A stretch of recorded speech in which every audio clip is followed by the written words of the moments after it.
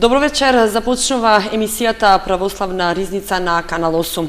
Добро знаете, за оние кои не следат, дека веќе ги обработивме темите за создавањето на човекот, за создавањето на светот, за небесната црква, ангелите, архангелите. Вечера продолжуваме и обработуваме на интересна тема за ликот Христов. Тема која не е доволно обработена во Библијата, а ќе зборуваме со јакон Димитар Арсовски од православниот храм Свети великомаченик Ѓорги Кочани. Добро вечер, добро ни дојдовте повторно во емисијата Православна ризница. Добро ве најдов, благодарам на поканата. Кажав јас во најавата дека зборуваме на интересна тема, ќе го објасниме ликот Христов. Да започнеме со името Христово, да кажеме што значи името Исус Христос. Најпрвин, само да кажам дека, нели, како што кажавте, обработивме повеќе теми историски гледано, нели, од создавањето на човекот, ангелите, небесната војска. И, нели, веднаш се префрлуваме на ликот и Христос, значи овде се создава еден вакуум, бидејќи сето она што би го зборувале, нели, за патриарсите, за пророците, би било само едно нафрлување на суви податоци кои што, нели, навистина и самите гледачи не можат да ги запомнат, па така доколку или сакат подобро да го осознаат тој историски континуитет, значи од создавањето на човекот па се до Христос, тие податоци се запишени во Светото писмо. Значи, како што кажавте, денес ќе позборуваме за второто лице од Светата Тројца, Бог Логосот, значи нашиот Господ и Спасител Исус Христос, кој што доаѓа на земјата. Нели знаеме дека Христос како Богочовек зема човечко тело, се воплотува на еден чудесен начин, начинот кој што ни опиша, нели, во Евангелијата, во пратниците е познат како благовештение. Значи, Христос како и секој друго новороденче, како секој друго дете кое што, нели, живеело во еврејското поднебје и ги почитувало, нели, сите тие закони, правила, традиции и празници, нели, како што знаеме од археологијата, а и како што, нели, е запишено во Светото писмо, во 8-миот ден по раѓањето на сите новороденчиња им се дало името. Истото се случило, нели, со Христос, бидејќи без разлика на неговата Божја природа, сепак знаеме дека има и човечка природа, и за да ја запази неповредена и, нели, воедно да ги зачува законите, да ги запази законите кои што биле припишени, нели, и кои ги почитувале евреите како народ, во 8-миот ден се обрезува и го добива името Исус. Етимолошки гледано, самото име Исус доаѓа од еврејскиот збор Јахошуа, што значи Јахве е спасение, додека Христос значи помазаник. Самите овие две имења зборуваат за неговата спасителна мисија на земјата, бидејќи Христос, како што знаеме, е спасител на човешкиот род, спасител од смртта, спасител од гревот, додека терминот помазаник е еден символично представување, значи кога во староеврејската традиција, значи во јудаизмот постоел еден обичај, сите оние кои што биле, нели, прогласувани дали за цареви, дали за суди народни или за пророци, биле помазувани, односно врз нивната глава се посипувало со еле. И затоа токму од таму доаѓа тој збор помазаник, што значи, нели, дека Христос е оној кој што е избран и на еден легитимен начин, нели, повикан за помазаник, односно му е дадена власт од Бога за да биде и пророк, и судија, нели, и учител на народот, од кој што, нели, род произлегуваме ние христијаните. Значи, како што кажавме, името му е Христос, името му е Исус, што значи спасител, бидејќи самиот Исус тоа е, додека Христос е една придавка која што, нели, ја означува неговата власт која што е дадена од Бога. Добро, интересно е тоа да го знаат гледачите, за оние кои ги интересира, но малку податоци има во Библијата за животот на Исус Христос. Она што го знаеме од Светото писмо е благовештение, раѓање, патување за Египет, толкувањето на законот кога имал 12 години. Дали црквата има сознание за неговиот живот? Во една од претходните емисии, нели, зборувавме за Свето писмо и за Свето предание. Да. Значи сите оние работи кои што, нели, не се запишени во Светото писмо, а се зачувани во Светото предание и дошле до нас, ние ги знаеме, нели, и самиот Светиот апостол и евангелист Јован Богослов на крајот од своето евангелие запишува дека многу работи има што не се запишани, бидејќи не би стигнали сите книги на земјата. А исто така, нели, кога би подлабоко би нурнали во тајните и во целата онаа евангелска наука и зошто, нели, токму евангелијата не се запишани сите, да речеме, моменти од Христовиот живот, туку оние поважите, ние буквално би дошле до едно сознание дека до кој народ, до која заедница е пратено евангелието и токму тие работи што би биле најпоучни, најкорисни за одредениот народ, нели, до кој што е пратено евангелието, се запишени додека другите се изоставени. Значи, точно е, факт е дека навистина Библијата не малку туку и воопшто не зборува за Христовиот живот, нели, за неговиот период од неговото раѓање до излегувањето на проповед во 30-та година, освен, нели, оние да речеме важни елементи кои што ги спомнавте, како што е благовештението, неговото раѓање, нели, поучувањето во над кога имал 12 години во синагогата.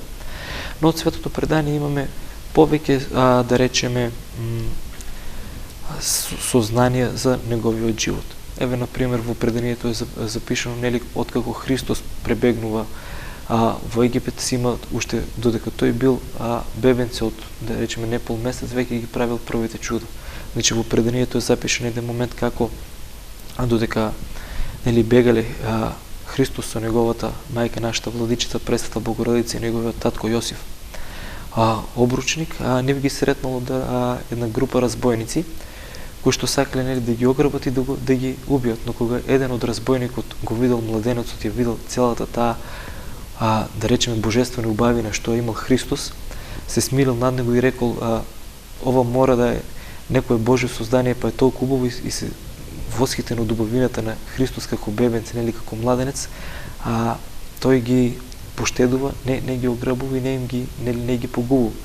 За подоцна, како благодарение на, да речеме, на тој гест, токму тој разбойник кој што се восхитил на Христовото убавина е првиот жител во рајот, значи оној кој што бил распнат од десната страна на Христос. Исто така во преданието има запишано елементи, а тоа е всушност и пророштво, кое мислам дека беше кај пророкот Еремија, запишано кога влегле во Египет, кај старите египјани имало едно пророштво каде што се вели дека кога ќе дојде Бог на земјата, сите идоли ќе бидат скршени во египетските храмови. И тоа пророштво тие низ годините, можеби низ вековите, го чувале и го чекале тој момент. И, нели, кога знаеме дека Христос, нели, пребегнува во Египет и кога поминувале покрај еден идолски храм, целиот храм почнал буквално само храмот, не целата земја, значи не станувало збор за земјотрес, туку почнал да се треси, сите идоли се разрушиле сами од себе, почнали да пукаат, и значи египјаните кои што долго време,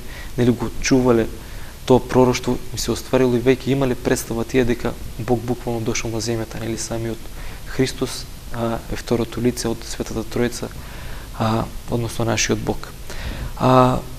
Се до, нели, до 30-та година Христос живеел најнормален живот, нели, како секој дете, со проткајане, со игра, со детска неврест, буквално растел како сите други деца, но светиот апостол и евангелист Лука забележува дека тој раснеше во мудроста и растеше во духот.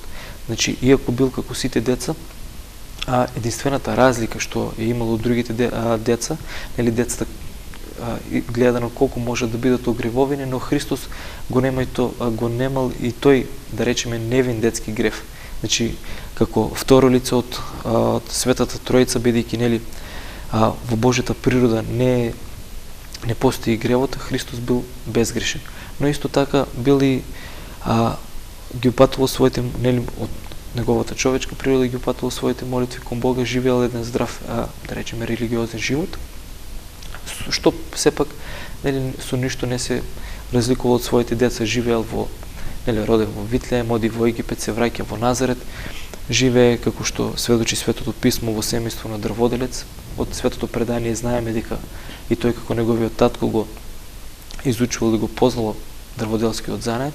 Значи, буквално како секое друго дете, сиромашно, знаеме дека местата во кои што живеел Христос не биле места центар на, нели, тогашните светски избиднувања, раскрсница на трговија, на наука, на уметност, туку живеел наједноставен, најобичен живот, без да се разликува од сите луѓе, значи буквално живее во семејство на сиромашни родители кои што не може да му пружат некое едуцирање за нели после да оние кои што сакаат да го оценат божеството на Христос да зборуваат дека тој е едуциран, дека е филозоф или нешто слично. Така, стигнахме до неговото школување, ќе зборуваме сега за неговото школување, колку бил едуциран, затоа што и од апостолите и од луѓето бил нарекуван учител, така ли? Да, значи тоа што бил нарекуван учителе, во тоа време во еврејската традиција сите оние кои што нели биле пророци ги нарекувале учители, бидејќи нивната задача била да ги поучуваат луѓето кон покаяние. Истото го прави и Христос, нели, бидејќи тој едно од неговите својства е пророчката.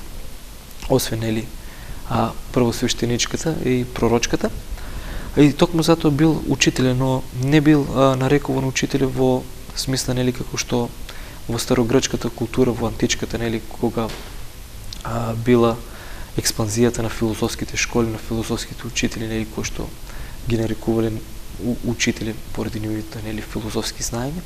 Христос немаме запазено нели податок дали бил школуван, дали одел на училиште, но нели и доколку одел, тоа би било нели како што претходно кажав, како сите нормални деца, бидејќи живеел далеко од големите книжевни центри, да речеме не посетувал некои катедри, немал дипломи од филозофски учители, но тоа не значи нели дека тој бил и апсолутно прост, бидејќи знаеме од Светото предание дека бил писмен, знаел да чита. Токму нели во Светото писмо има еден податок кога нели мажите водат жена блудница која што била фатена во прелюба и кога сакале да го искушат и рекле што да правиме со неа, Христос почнал да нели во Библијата е запишано како Христос почнува да пишува со прстот во песокот. Значи од преданието ние знаеме дека Христос кога пишувал со прстот ги пишувал гревовите на луѓето кои што сакале да каменуваат блудницата, и кога луѓето прочитале што Христос напишал во песокот и нели на секој посебно ги напишал гревовите, тие се осознале дека не се без грев и токму затоа нели Христос и вели кој е без грев нека фрле камен, прв да фрли камен на неа, што нели ни кажува дека Христос бил писмен, а знаеме нели и како што сведочи светиот апостол Лука бил во синагогите, ги читал пророштата, значи е писмен, но без некој посебно да речеме филозофско или било каква друга световна едукација. Така, водел скромен живот заедно со неговите родители, како бил неговиот социјален статус? Значи, како што кажавме, тој буквално живее во семејство на скромни родители, сиромашни, значи не изобилувал со некакви земни богатство, но живеел буквално најнормален живот, социализирал се, дружел, како нели секој нормален човек, бидејќи тој ја има нели човечката природа во себе. Така. Можеме во некои интернет портали да прочитаме дека е роден на 25.12, па дека не е роден на 25.12, дека е роден на Божик. Ајде да го објасниме малку тоа. Околу раѓањето на Исус Христос. Па да, тоа беше една, ја знам таа вест кога има дилема, можеби некој. Да, јасно.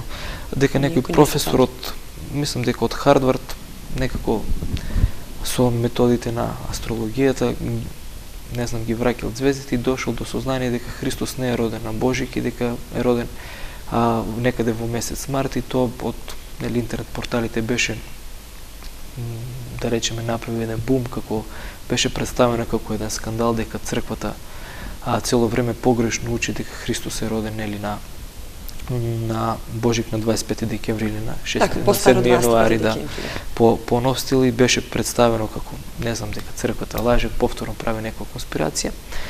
Значи, доку искрено не верувам во тоа дека, нели, сакајќи интернет порталите да дадат некој значение на одредена вест, зборуваат за некој професор, доколку станува збор за навистина професор, тој сигурно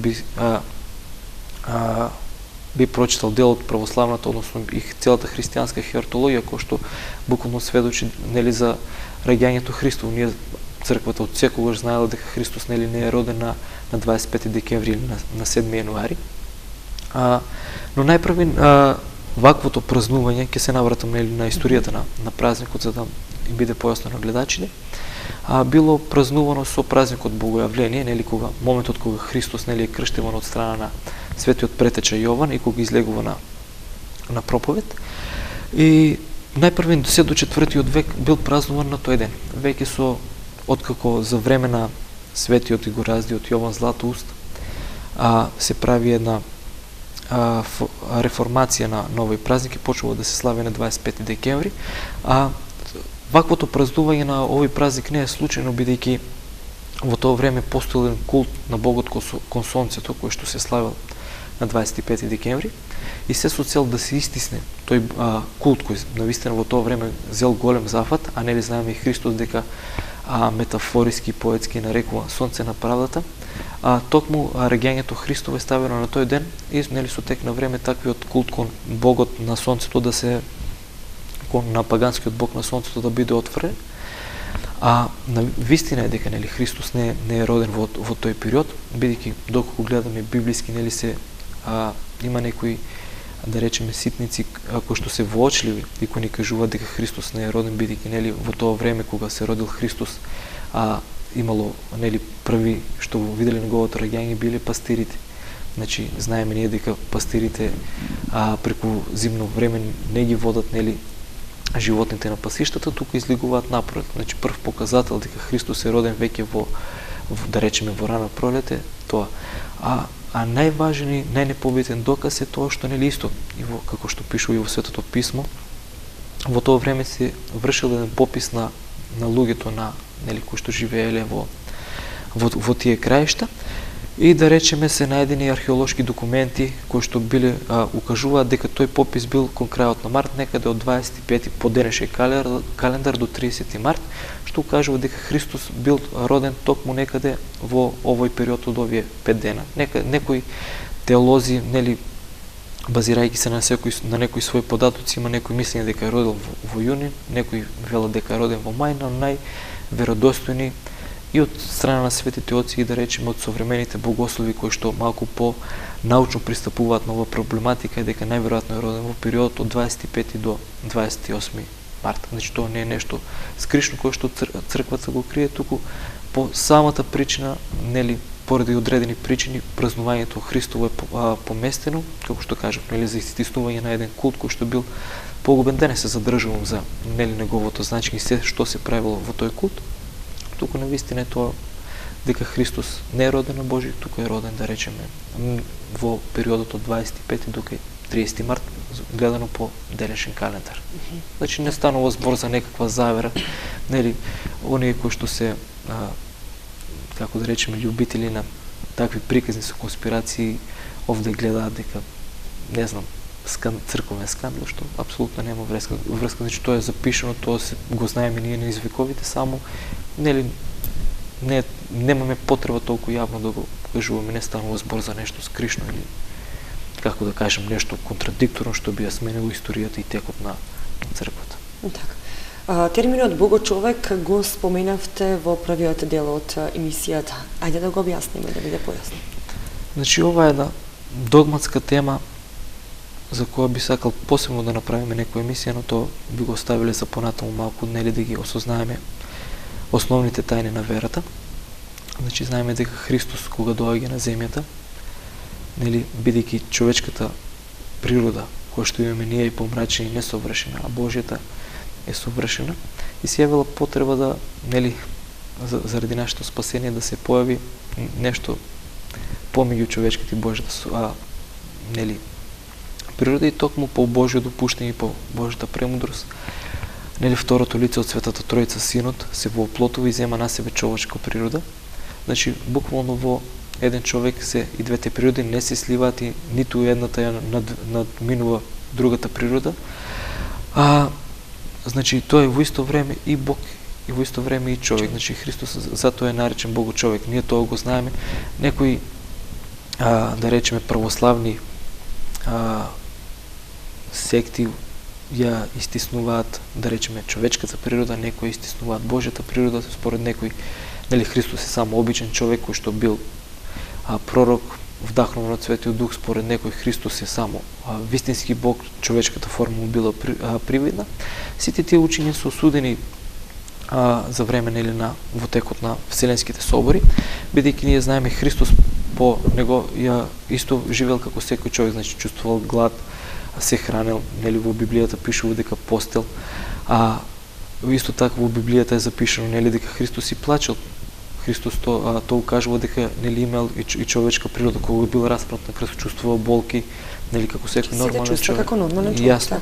Но како Бог нели правил чуда, имал сезнаење, се покорувал, нели мислам треба да бидеме многу внимателни со оваа терминологија, бидејќи еден мал збор може да не воведе во ерес. Исто така како што кажав, како Бог правил чуда, а знаел што ќе се случува, како Бог нели се симнува во адот, како Бог воскреснува, како Бог се вознесува.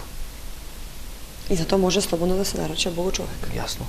Имало некои обиди нели со игра на зборови, со игра на термини да се нели намали неговата божествена природа. Знаеме од историјата како Ари сакал нашата владичица мајка Богородица да нарекуваат Христородица. Таа навистина е Христородица, но доколку нарекуваме Христородица, тоа не упатува на тоа дека таа го родила Христос, а не дека го родил Бога. Но сето тоа било, да речеме, препознаено од тогашните свети отци и столбови на православната црква, и токму затоа на нашата владичица е даден епитетот Богородица, за да покажува дека го родила Бога. Нели самиот епитет во исто време го содржи терминот Христородица. Значи, сите такви, да речеме, лукави, како да ги наречеме, сплетки кои што биле правени на христијанската вера, биле познавани од страна на светите отци благовремено. Добро, некои секти се обидуваат да ја сменат таа терминологија. Јасно. Луѓето да им објаснат нешто друго, да им представат нешто друго кое не е во согласно со учењето на црквата, така ли? Навистина, кога нели таквите луѓе учители, да ги речеме, ајде, во наводници, им пристапуваат на луѓето, обично пристапуваат на еден таков начин, и им цитираат цитати од Светото писмо, кое што е малку збунувачки. Знаат Библијата и така натаму. Не ја знаат напамет, знаат одреден број на цитати, да не речем шаблонско знаење, но најпрвен кога нели пристапуваат, треба да се гледа преводот, во кој контекст е кажан. Значи има многу работи кои што треба да бидат извадени на маса за да се знае вистината, не само напразно набројување на цитати, бидејќи ако само тие не кажуваат цитати, ние би кажували цитати, би си играли како би бил буквално како пинг-понг. Ние ќе кажеме едно, тие кажат друго, но суштината ја губат. Битно е дека нели најбитно е дека Христос ни оставил еден начин на соединување со него, а тоа е светата тајна причест, кога ние го нели примаме неговото тело, неговата крв и Христос станува дел од нас и ние стануваме дел од него. Нешто што другите христијански, да речеме, конфесии го немаат. Така. На 30 години Христос излегол на проповед, така ли? Да. Требало ли до тогаш да се чека, зошто токму на 30 години излегува на проповед? Дали тогаш дојде времето за проповед или може би порано? Значи, Христос во една прилика кога изборува на луѓето и на своите апостоли, вели не дојдов да ги поништам законите, туку да ги надополнам. Како што не проповедал и пред 30-та година? Значи проповедал, нели на 12-та година, со целиот свој живот бил еден вид проповед, но нели како што Христос кажал, не ги поништува законите, туку ги надополнува, значи исто како и сите други бил воведен во храмот во 40-тиот ден, обрезан и му е дадено името на 8-тиот ден, нели како што е еврејската традиција. И во тогашната еврејска традиција, значи 30-та година се сметал како една мерка, како едно мерило дека еден човек е интелектуално зрел. И токму на 30-та година сите оние кои што излегувале на пророчка проповед, излегувале после 30-та година заради нивната зрелост и мажественост. Па така и Христос, не дека нели имало некоја посебна потреба да се чека, по неговата премудрост и по неговото сезнаење, знаел дека доколку би излегол порано нели на проповед, а Христос тоа можел да го направи, ќе биде обвинет од страна на еврејските учители кои што целиот негов живот е всушност проповед, така. Јасно, би бил обвинет дека еве не ги почитува законите кои што биле дадени од неговите предци, од татковците, и се со цел за да се избегнат таквите осудувања, а воедно и да се запази нели законот кој што бил. Христос го испочитува и тој закон и токму затоа излегува нели во 30-та година од неговиот живот оди, нели, бива крштил од страна на светиот Јован Крстител и претеча, кој што првиот, нели, после архангелот Гаврил, кој што благовестил дека, нели, ќе се роде Спасителот, светиот Јован претече и крстител благовести за Христос дека, нели, вели, еве го јагнето на спасението, зборува отворено за него дека тој е тој избраниот Месија кој што ќе го спаси родот еврејски. Но, нели, евреите од подоцна знаеме дека се разочаруваат, бидејќи тие чекале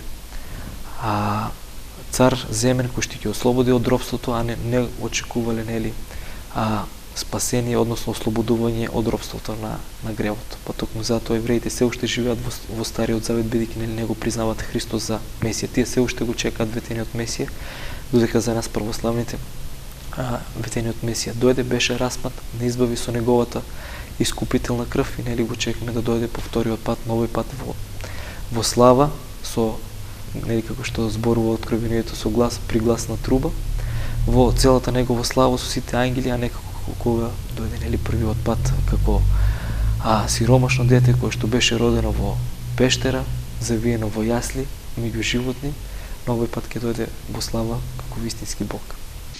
Ѓакон Арсовски, мислам дека надополнивме од претходните емисии за она што е ликот Христов, објаснивме за неговиот социјален статус, за неговите проповеди, за тоа кога е роден и така натаму. Верувам дека и понатаму ќе се работуваме повторно, ќе бидете наш гостин, има за што да се зборува и за теми од православната вера. Навистина, доколку на православието би се гледало како на наука, нели, знаеме дека тоа е жива вера, има, тоа представува еден океан од податоци, еден океан од наука, еден океан од знаења, за кој што навистина би требало повеќе време да се одвои, повеќе, нели, поголем термин, се со цел тајните на, да речеме, богословието да им бидат подостапни на нашите верници. Сега се уште зборуваме за оној, да речеме, историски континуитет од Христовата црква, а понатаму ќе позборуваме за некои теми пред се од догматски карактер, ќе позборуваме за некои теми од етички карактер и, нели, современите проблеми со кои што сега се бори и се, слава му на Бога, се справува црквата. Благодарам уште еднаш. Почитувани, тука ја завршуваме православна ризница. Наш вечерашен гостин беше ѓакон Димитар Арсовски од православниот храм Свети великомаченик Ѓорги. А веќе следната емисија, следниот понеделник, наш гостин ќе биде архимандритот на Лесновскиот манастир, отец Дамаскин. Довидување до следниот понеделник.